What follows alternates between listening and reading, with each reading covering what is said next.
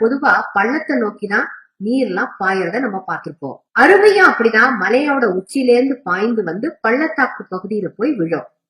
ஆனா கீழிருந்து மலையின் உச்சியை நோக்கி பாயக்கூடிய அருவிய நீங்க பாத்திருக்கீங்களா? இத நீங்க கற்பனை தான் பண்ணி பார்க்க முடியுமா? ஆனா அப்படி ஒரு அதிசயமும் நடந்துகிட்டு தான் இருக்கு. இந்தியாலதான் இந்த குறிப்பிட்ட அதிசயமான அருவியும் இருக்கு அப்படின்னா எவ்வளவு மகிழ்ச்சிகரமான விஷயம் இல்லையா? அது நம்ம எல்லாருமே அதை போய் பார்க்கணும்னு ஆசைப்படுறோம் இல்லையா?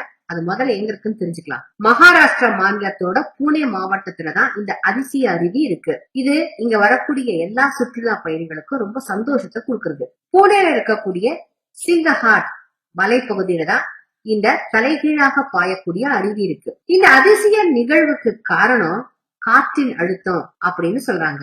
இங்க வீசக்கூடிய காற்று அதிக அழுத்தத்தோட வீசறதுனாலதான் அருவி கீழேந்து மேல் நோக்கி பாயறது அப்படின்னு ஆராய்ச்சியாளர்கள்லாம் சொல்லியிருக்காங்க.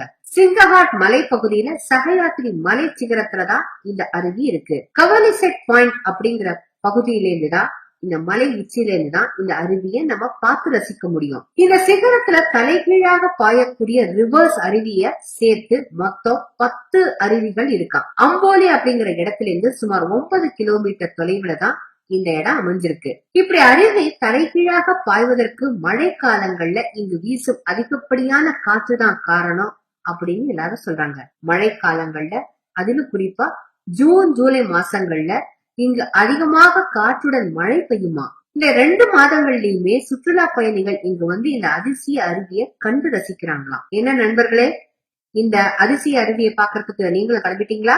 இந்த பகுதி பிடிச்சிருந்தா லைக் பண்ணுங்க. மேலும் இது போன்ற தகவல்களை தெரிஞ்சுக்க சேனலுக்கு சப்ஸ்கிரைப் பண்ணுங்க.